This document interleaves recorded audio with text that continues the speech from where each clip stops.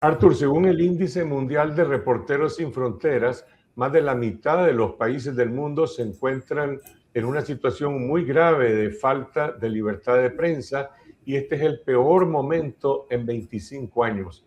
¿Cuál es la causa de este deterioro?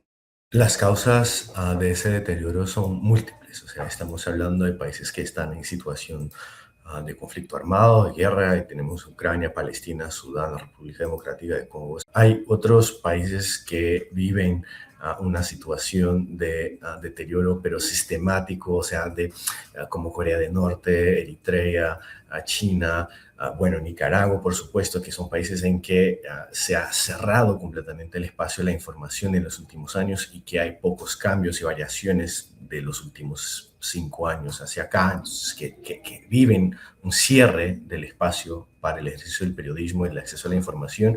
Y hay otros en que hay cambios de régimen que van provocando incluso en democracias una situación de también deterioro. Por ejemplo, el caso de Estados Unidos, que cae muchas posiciones ese año en una guerra abierta declarada por el gobierno de Trump contra la libertad de prensa, y varios otros países que van por ese mismo camino, para hablar de Argentina, El Salvador, Perú, Ecuador, o sea, en América Latina, van a emular esa lógica de hostilidad permanente hacia la prensa, y aunque estén en marcos democráticos, el espacio para el ejercicio del periodismo se deteriora.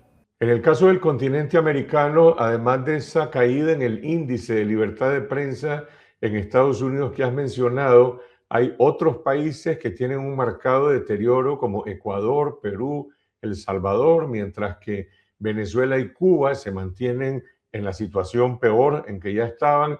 Y Nicaragua está en el último lugar de libertad de prensa en América Latina, la posición número 168 entre 180 países del mundo. Sí, de hecho, los tres países que están en la peor situación para el periodismo en América Latina son Nicaragua, Cuba y Venezuela, ¿no? Esos tres países ya venían de otras ediciones de años anteriores bastante mal clasificados. Poco ha cambiado con la situación de Venezuela. Creo que es difícil tener una idea más clara de lo que va a pasar en el país. Hay muchas incertidumbres y seguramente no se puede hablar de una apertura del contexto venezolano. Nicaragua, totalmente cerrado, o sea, estamos hablando de un periodismo en una situación de ruinas. Es extremadamente difícil de ejercer el periodismo estando en Nicaragua, aunque tenemos un ecosistema importante en medios nicaragüenses en el exilio. Y Cuba, por supuesto, con la crisis, ahora es una crisis dentro de una crisis, ¿no? Con todo lo que está pasando con el bloqueo, con la crisis de energía, o sea, por supuesto los periodistas que siguen estando en el país están afectados, y es también un contexto de muchísima incertidumbre. Ecuador tuvo las peores bajas de toda la clasificación ese año, bajó de 31 posiciones Ecuador, y creo que refleja un escenario que no es del año pasado hacia ese año, pero que ya se viene confirmando en los últimos 4 o 5 años de incremento de presencia del crimen organizado y una crisis de seguridad para ejercer el periodismo en Ecuador, además de una crisis de institucionalidad. Tenemos a estados de excepciones declarados con frecuencia en el país, o sea, una asfixia silenciosa del periodismo en Ecuador. Perú ha bajado más de 60 posiciones desde el 2022. El Salvador, que desde la llegada de Bukele tenemos un cierre absoluto del espacio de la información, una hostilidad, o sea, ha declarado la prensa como sus enemigos.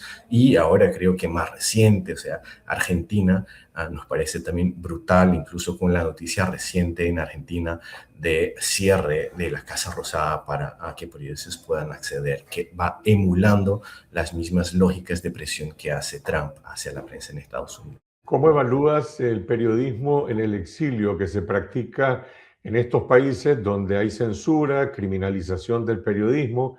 Es el caso de Cuba, Venezuela y Nicaragua, y también El Salvador, que como ha dicho está sometido a crecientes restricciones.